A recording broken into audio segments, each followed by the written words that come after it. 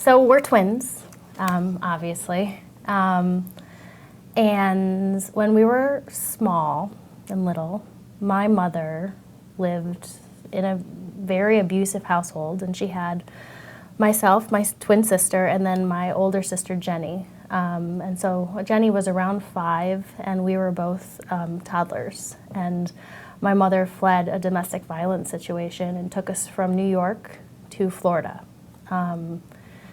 In Florida, she got a job. She got a job at a nursing home, and she found some people to watch us, but she didn't have transportation. So we stayed in a hotel, and we stayed there for a while.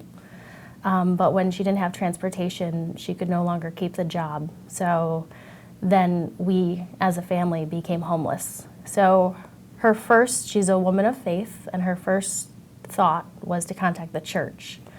She went to the church, and they dropped us off at a beach in Florida. So I have a very vivid memory of being a child and sleeping on a beach in Florida with my family.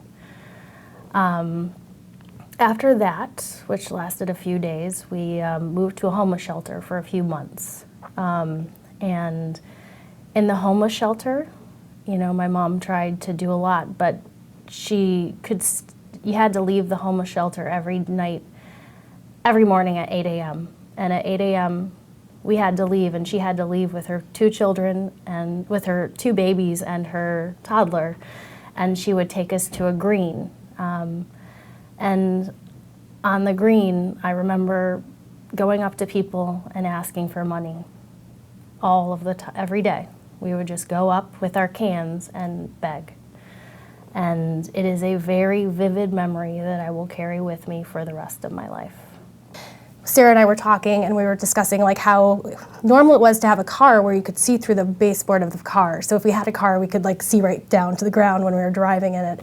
Or having lack of clothing, or having lack of food. That was what we kind of lived with. We dealt with it every single day.